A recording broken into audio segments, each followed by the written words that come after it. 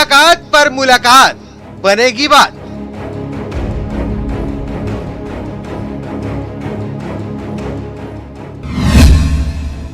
मुलाकात की तारीखों से खत्म होगी तकरार।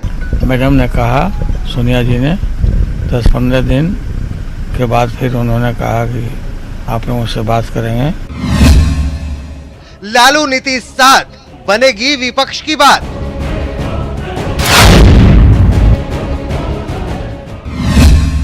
दो हाथों से 2024 में हो पाएगा दो हाथ।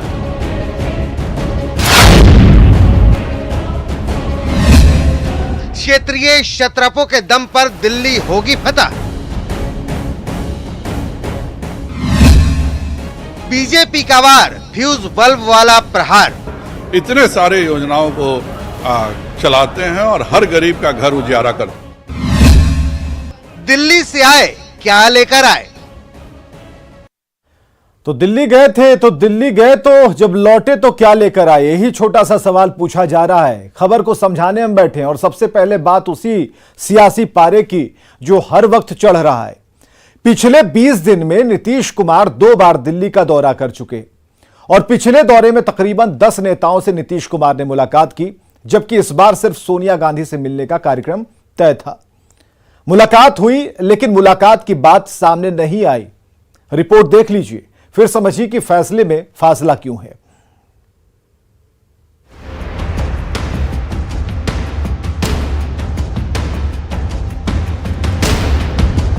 बड़े शोर शराबे के साथ बिहार के मुख्यमंत्री नीतीश कुमार दिल्ली गए थे, लेकिन लौटे सन्नाटे में। पटना एयरपोर्ट पर ना मीडिया से बात की, ना कोई बयान दिया। मीडिया के कैमरों के शटर खुले के खुले रह गए और नीतीश जी का काफिला निकल गया। खैर, नीतीश कुमार दिल्ली से पटना लौट आए हैं, लेकिन उनके दिल्ली दौरे पर सियासत तेज है। बीजेपी आईटी सेल के इंचार्ज अमित मालवीय ने मुलाकात पर ट्वीट करते हुए तंज कसा है। अमित मालवीय ने लिखा है कि नीतीश कुमार और लालू प्रसाद सोनिया गांधी से मिलते हैं और उस पर चर्चित मुलाकात की कोई तस्वीर नहीं है।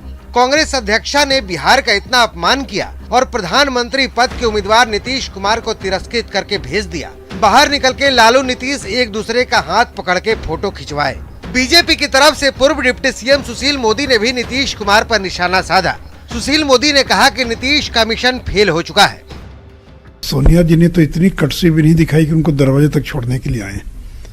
सामने मीडिया के सामने तीनों को उपस्थित होना चाहिए था, लेकिन मीडिया के सामने के लालू जो नीतीश जी थे, कांग्रेस का कोई नेता नहीं था, सोनिया गांधी क्यों नहीं थी, और वही दोनों हाथ उठाकर लोगों का अभिवादन कर रहे हैं। अरे भाई, आप तो दोनों साथ ही। अगर सोनिया गांधी आती साथ में और तीनों हाथ मिलाते, हाथ ऊपर करते तो एक बात भी थी, लेकिन सोनिया जी तो गेट तक छोड़ने नहीं आई। सुशील मोदी के वार पर नीतीश कुमार ने पलटवार किया। नीतीश कुमार ने कहा कि बीजेपी वाले बोलते रहे, कुछ फर्क नहीं पड़ता। वो तो कुछ बोलेंगे तभी ना उनको कुछ फायदा होने वाला है। ये सब छोड़िए, उन पर उन लोगों के किसी बात पर बोलने का कोई कमेंट नहीं है, कोई मतलब है उस सबका, ऐसे ही बोलते रहता है। विपक्ष को एकजुट करने की मुहिम में जुटे नीतीश कुमार का ये दूसरा दिल्ली दौरा था, लेकिन सोनिया गांधी के साथ मुलाकात की तस्वीर तक जारी नहीं हुई, जिसके बाद विरोधी नीतीश कुमार से सवाल कर रहे हैं कि दिल्ली गए, वहां से क्या लेकर आए। न्यूज 18 के लिए पटना से शैलेंद्र और दिल्ली से अमितेश सिंह के साथ ब्यूरो रिपोर्ट। अब खबर समझ लीजिए। 5 सितंबर को नीतीश कुमार राहुल गांधी से मिले थे और राहुल गांधी और नीतीश कुमार के बीच तकरीबन 50 मिनट तक बात हुई। 20 दिन बाद लालू प्रसाद और नीतीश कुमार सोनिया गांधी से मिले और 45 मिनट तक तीनों नेताओं की बातचीत हुई। राहुल से मुलाकात की तस्वीरें सामने आ गई, लेकिन सोनिया से मुलाकात की तस्वीरें सामने नहीं आई। बातचीत का कोई ठोस फैसला सामने नहीं आया और अब मामला आगे की तारीख पर चला गया, यानी कि कांग्रेस अध्यक्ष के चुनाव तक यह मामला टल गया है। फिर सवाल है कि जब फैसला अध्यक्ष के चुनाव के बाद लेना था तो मुलाकात की इतनी जल्दी क्यों थी? मतलब कहीं ना कहीं इस पूरे मामले में पेच फंसा है। नीतीश कांग्रेस के साथ मेन फ्रंट को बढ़ाना चाहते हैं, क्योंकि कांग्रेस ही एकमात्र पार्टी है जिसका जनाधार देश भर में है। हालांकि वो इस वक्त काफी कमजोर है, लेकिन कांग्रेस खुद फ्रंट पर रहना चाहती है। राहुल गांधी की भारत जोड़ो यात्रा से इस बात को जोड़कर देखा जा सकता है।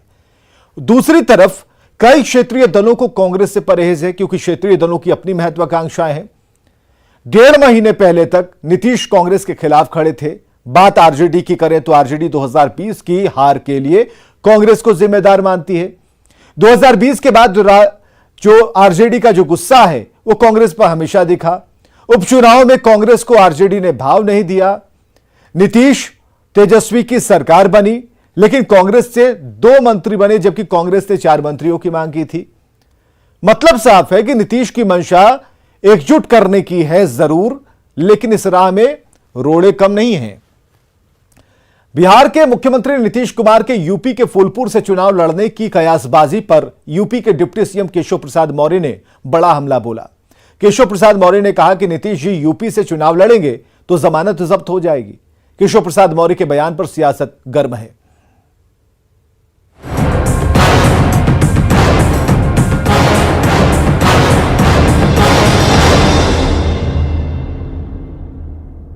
नीतीश कुमार फूलपुर से अगर चुनाव लड़ते हैं तो क्या बीजेपी कमजोर होगी? जमानत जब्त हो जाएगी नीतीश कुमार जी की। वैसे तो नीतीश कुमार ने यूपी के फूलपुर से लोकसभा चुनाव लड़ने की कयासबाजी को पहले ही खारिज कर दिया है। यूपी से चुनाव लड़ने जा रहे हैं लोग। नहीं, हम ऐसा तो कुछ नहीं। लेकिन सियासत अब भी जारी है। बिहार के मुख्यमंत्री पर ताजा हमला बोला है यूपी के उप मुख्यमंत्री ने। यूपी के उप मुख्यमंत्री केशव प्रसाद मौर्य ने कहा है कि यूपी से लड़ेंगे तो नीतीश जी की जमानत जब्त हो जाएगी। एक बार फिर सुनिए केशव प्रसाद मौर्य का ये बयान। जमानत जब्त हो जाएगी नीतीश कुमार जी। यूपी के डिप्टी सीएम का बिहार के सीएम पर चलाए गए जुबानी तीर ने बिहार की सियासत को लहका दिया है। जमानत जब्ती वाली बात महागठबंधन के नेताओं को इतनी चुभी कि वो केशव प्रसाद मौर्य को उनके रिजल्ट गिनाने लगे। जो उप मुख्यमंत्री के पद पर रहते अपने गृह क्षेत्र में वह चुनाव नहीं जीत पा रहे हैं, वह दूसरे को चुनौती दे रहे हैं। सबसे पहली बात तो केशव प्रसाद मौर्य जी को ये समझना चाहिए कि जिस व्यक्ति पे वो बयान दे रहे हैं पहले उस जैसा तो बन जाए। देखिए, केशव प्रसाद मौर्य का बयान ही यह साबित करता है कि नीतीश जी का नाम चर्चा में आने के बाद भाजपा की परेशानी बढ़ गई है। बिहार बीजेपी के नेताओं ने केशव प्रसाद मौर्य के बयान का समर्थन किया है। बिहार बीजेपी के नेता कह रहे हैं कि नीतीश जी नालंदा से बाहर तो जीत नहीं सकते, यूपी तो बहुत दूर की बात है। तो बिहार में भी अभी तक उन्होंने तय नहीं कर पाए कि नालंदा के अलावा भी कहीं उनका जनाधार है, और इसलिए बिहार के किसी सीट पर नालंदा के अलावा वो अपनी इज्जत नहीं बचा सकते। नीतीश कुमार ने 2024 के बाद कोई भी विधानसभा या लोकसभा का चुनाव नहीं लड़ा। मुख्यमंत्री बनने के बाद से वो विधान परिषद के सदस्य ही रहे हैं। न्यूज़ 18 के लिए पटना से रवि एस नारायण और शैलेंद्र कुमार के साथ ब्यूरो रिपोर्ट। चलिए इस खबर को समझते हैं। यूपी के फूलपुर से चुनाव की अटकलें लगाई गई थी। नीतीश की पार्टी के नेता और जेडीयू के राष्ट्रीय अध्यक्ष ललन सिंह ने जिक्र किया था इसका। फिर नीतीश ने फूलपुर से चुनाव लड़ने को खारिज कर दिया कि ऐसी कोई बात नहीं है, अफवाहें हैं। और इस तरह बिहार से लेकर दिल्ली तक नीतीश कुमार एक ही बात दोहरा रहे हैं कि वो पीएम पद के उम्मीदवार नहीं हैं। लेकिन पार्टी की सारी कवायद उसी दिशा में दिख रही है। जेडीयू के होर्डिंग में यही बात कही जा रही है, और कुछ दिन पहले जेडीयू के पोस्टर में साफ साफ लिखा था कि प्रदेश में दिखा है अब देश में दिखेगा। नीतीश कुमार कह चुके हैं कि वो मेन फ्रंट बनाना चाहते हैं। अब आप समझिए कि इसके पीछे, इस ना और हां के पीछे क्या है। असल में इस समय विपक्ष में ममता बनर्जी, केसीआर, अरविंद केजरीवाल पीएम पद की उम्मीदवारी पेश कर रहे हैं, और ऐसे में नीतीश कुमार खुद अपना नाम आगे कर विपक्षी एकता की कोशिशों को बेकार नहीं होने देना चाहते, क्योंकि अगर वो भी खुलकर अपनी उम्मीदवारी पेश करेंगे तो उनके लिए दूसरे दलों को अपने साथ लाना मुश्किल होगा। लेकिन उनकी पार्टी उन्हें पीएम मटेरियल बताकर उनका दावा मजबूत करना चाहती है। इधर यूपी से चुनाव लड़ने की हवा भी उसी रणनीति का नतीजा लगती है, क्योंकि खुद प्रधानमंत्री नरेंद्र मोदी 2014 में यूपी से चुनाव लड़कर पीएम की कुर्सी तक पहुंच चुके हैं, और ऐसे में नीतीश कुमार अपनी रणनीति का खुलासा फिलहाल तो नहीं करने वाले। हवा का रुख देखकर अपनी दावेदारी पेश करेंगे समय आने पर। बात करते हैं कृषि मंत्री के बयान की, जो अपनी ही सरकार पर बार बार सवाल खड़े कर रहे हैं। तो सवाल यहां यह है कि क्या 1.5 महीने पहले आरजेडी कोटे से मंत्री बने नेता सरकार के सुशासन वाले उस इमेज को ध्वस्त करने में जुटे हैं जो 15 साल में काफी जद्दोजहद के बाद बनाई गई। पहले चोर कहा, कोई ऐसा हमारे विभाग में अंग नहीं है जो चोरी नहीं करता, तो ये चोरों का हम सरदार है। फिर घूसखोर कहा, 50-50 हजार वसूलता है दुकानों से, 35-35 हजार, तो मैं उनके बोल रहा हूँ। अब पिटने की बात भी कहने लगे। से पीटिएगा उस अधिकारी को माफ करवाने को सीख जाएगा। 12 दिन में 2 बयानों से कृषि मंत्री सुधाकर सिंह ने कृषि विभाग में भ्रष्टाचार और निकम्मेपन की कलाई खोल दी। 13 सितंबर को मंत्री ने अपने विधानसभा क्षेत्र कैमूर में किसानों के बीच ये कहा कि मैं चोरों का सरदार हूँ, क्योंकि विभाग के अधिकारी और कर्मचारी चोर हैं। कोई ऐसा हमारे विभाग में अंग नहीं है जो चोरी नहीं करता, तो ये चोरों का हम सरदार है। मंत्री का ये बयान मुख्यमंत्री तक को नागवार गुजरा, क्योंकि 1.25 महीने के मंत्री का ये बयान 1.5 दशक के सुशासन पर सवाल उठाता दिखा। कैबिनेट में तनातनी हो गई और बात लालू दरबार तक जा पहुंची। लेकिन न सिर्फ सुधाकर सिंह अड़े रहे, बल्कि अब माप तौल विभाग में भ्रष्टाचार और घूसखोरी का सीधा आरोप लगाते हुए जनता से ऐसे अधिकारियों को पीटने तक की बात कह दी। 50-50 हजार वसूलता है दुकानों से, 35-35 हजार, तो मैं उनके बोल रहा हूँ। लेकिन आप गवाही नहीं करिएगा तो कोई नहीं पकड़ाएगा। बलरामपुर वाले ने किया, मैंने एक्शन लिया। से पीटिएगा उस अधिकारी को माफ करवाने को सीख जाएगा। और इस बार भी न तो मुख्यमंत्री को मंत्री का यह बयान रास आया, न जेडीयू को। नहीं, हमारे यहाँ तो कोई भी कभी घूस लेता है पकड़ा जाता है। और आप जरा जान न लीजिए, पूरा 2005 से जब से हम काम देख रहे हैं बिहार का, तो आपको पता चल जाएगा कि वहाँ पर क्या होता है और कौन क्या बोला हमको नहीं पता। कि चाहे यूपीए हो चाहे एनडीए हो, कृषि कर्मण पुरस्कार तो किसी पैरवी से नहीं मिला बिहार को। बेस्ट डेयरी का अवार्ड 2018 में अगर मिला पशुपालन के क्षेत्र में, तो वह बिहार के पशुपालकों के कर्म से मिला है। उपलब्धियों की फेरहिस्त है। अब कौन क्या बोलते हैं मैं नहीं जानता। अब सवाल है कि क्या मंत्री सुधाकर सिंह गलत आरोप लगा रहे हैं?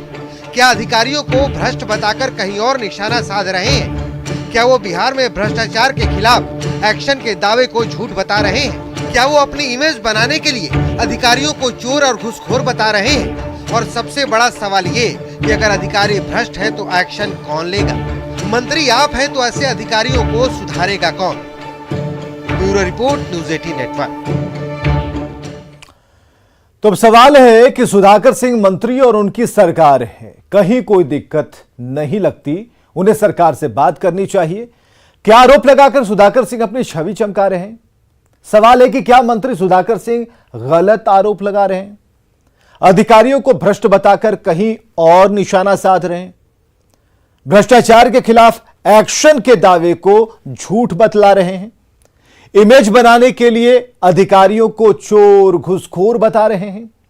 अगर अधिकारी भ्रष्ट हैं तो एक्शन कौन लेगा? मंत्री आप हैं तो अधिकारियों को कौन सुधारेगा? सवाल बस इतने सा है।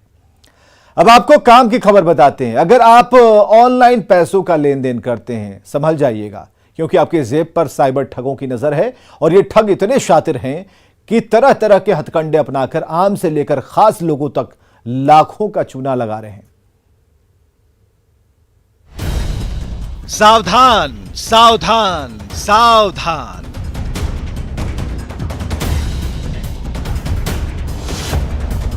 आपकी जेब पर ठगों की नजर।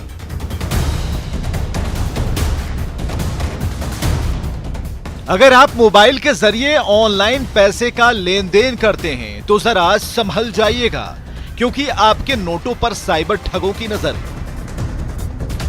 यकीन नहीं आता तो सबसे पहले व्हाट्सएप के इस स्क्रीनशॉट को देखिए। व्हाट्सएप का प्रोफाइल पूर्णिया डिवीजन के कमिश्नर गोरखनाथ के नाम से बनाया गया है। प्रोफाइल में बाकायदा कमिश्नर गोरखनाथ का नाम और फोटो लगा है। आप ये जानकर हैरान रह जाएंगे कि ये टोटल फर्जी प्रोफाइल है। अब आप जरा मैसेज भेजने वाले सेंडर के नाम पर गौर फरमाइए। जिस नंबर से मैसेज भेजा गया वो जिला निर्वाचन पदाधिकारी श्रीनिवास के नाम से है। ठगों ने कमिश्नर के नाम का इस्तेमाल कर 1 लाख रुपए की मांग की, जिसे आनन फानन में अधिकारी ने अमेजन पे से ट्रांसफर भी कर दिया। सुनिए ठगों ने इस पूरी ठगी को कैसे अंजाम दिया। एक ही रात ज्वाइंट डायरेक्टर साहब फोन किए कि सर आपका एक मैसेज आया था। हमको नहीं, मैं तो मैसेज कोई नहीं किया हूँ, तो ये साइबर क्राइम वाले कर रहे होंगे। उसके बाद फिर 10 बजे हमको इलेक्शन ऑफिसर साहब का फ़ोन आया कि सर आपका मैसेज आया था। हम कि नहीं, मैं तो मैसेज नहीं किया हूँ, आपको साइबर क्राइम के फेरा में पड़ गए क्या? तो बोले कि हाँ सर, हम तो 1 लाख रुपया ट्रांसफ़र कर दिए कि अभी तुरंत जाके FIR दर्ज कीजिए। तो उन्होंने के नगर थाना में FIR किया। ये कोई पहला मौका नहीं जब आयुक्त के नाम पर साइबर ठगी हुई हो। इससे पहले भी कई बार साइबर अपराधियों ने दूसरे अधिकारियों को ठगने का प्रयास किया था। इन दिनों साइबर अपराध चरम पर है। आज प्रमंडलीय आयुक्त का फर्जी व्हाट्सएप बनाकर जिला निर्वाचन अधिकारी से 1 लाख रुपया ठग लिया गया। इसकी जानकारी जब प्रमंडलीय आयुक्त को मिली तो उन्होंने बताया कि उनके नाम से पहले भी कई बड़े अधिकारियों से रुपये की मांग की गई थी। साइबर ठगों के द्वारा मैसेज भेजकर रुपया मांगा जा रहा था। फिलहाल खजांची हाट थाने में प्राथमिकी दर्ज करा दी गई है, लेकिन यहां मामला पुलिस एक्शन के साथ साथ सावधानी और सतर्कता का है। न्यूज़ 18 के लिए पूर्णिया से कुमार प्रवीण की रिपोर्ट। चलिए खबर समझिए। ठगी से बचने के लिए सतर्क रहना जरूरी है और इसके लिए आपको क्या क्या करना चाहिए। किसी भी तरह के संदिग्ध फाइल को डाउनलोड ना करें, कोई भी अपरिचित लिंक को ओपन ना करें, किसी भी तरह के परमिशन के ऑप्शन पर क्लिक ना करें, आर्थिक मदद के मैसेज पर संबंधित साइट पर ही बात करें और किसी तरह का संदेह होने पर स्थानीय पुलिस से संपर्क करें। हमेशा सजग रहिए और सतर्क रहिए। अब बात एक ऐसी तितली की जिसे देखकर हर कोई हैरान है। देखिए उस खास तरह की तितली को जो बिहार के बगहा में मिली है। बगहा में मिला दुनिया का सबसे बड़ा कीट।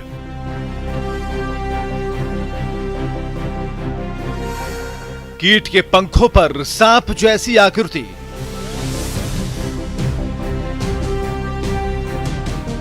दिखने में तितली की तरह लेकिन पंखों के ऊपर सांप की आकृति।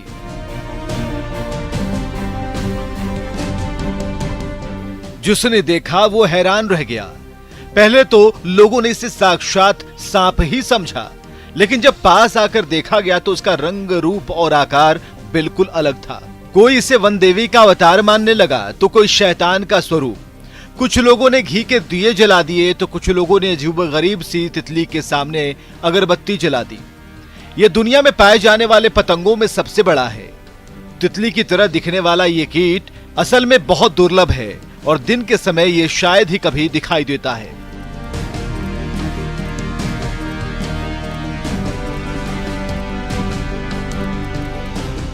ये कीड़ा रात के समय में लाइट पे ज़्यादा अट्रैक्ट होते हैं और ये एक साधारण कीड़ा है। ये कीड़ा काफ़ी बड़ा है और इसके शरीर में जो पैचेस है ये एक मानचित्र का व्यू देता है।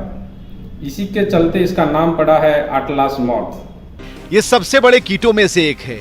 जब इसको खतरा महसूस होता है तो शिकारियों को डराने के लिए ये सांप के सिर की तरह दिखने वाले पंख फड़फड़ाता है। इस प्रकार इसके पंख को देखकर शिकारी भाग जाते हैं। बगहा से न्यूज़ 18 के लिए मुन्ना राज की रिपोर्ट। भारत सरकार ने एक बार फिर देश की राष्ट्रीय सुरक्षा, विदेशी संबंधों और सार्वजनिक व्यवस्था से संबंधित झूठी जानकारी फैलाने को लेकर YouTube के कुछ चैनलों के कुछ वीडियो को ब्लॉक कर दिया है। सूचना एवं प्रसारण मंत्रालय ने इस बार 10 YouTube चैनलों से 45 YouTube वीडियो को ब्लॉक किया है और दिल्ली से जानकारी दे रहे हैं संवाददाता शंकर आनंद। नमस्कार, मैं हूं शंकर आनंद। आज आपको एक महत्वपूर्ण खबर देना चाहूंगा और ये खबर है सोशल मीडिया नेटवर्क से जुड़ा हुआ।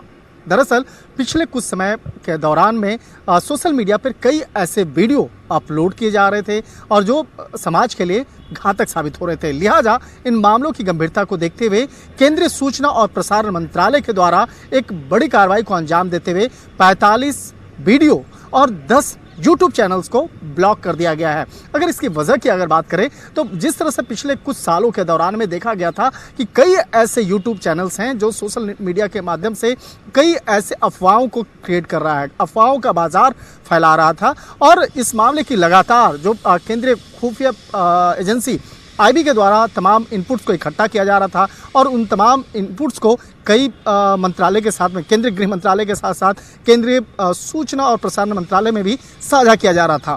और एक तरह से कहा जा सकता है ये खबर आप लोगों के लिए बेहद सतर्कता के साथ और सावधानी के लिए है, जिसे आप अपने घर में या अपने परिवार के सदस्यों को भी सूचित भी कर सकते हैं। वीडियो जर्नलिस्ट मनमोहन नेगी के साथ शंकर आनंद, न्यूज़ 18 दिल्ली। और खबरें लगातार जारी हैं, बने रहिए हमारे साथ।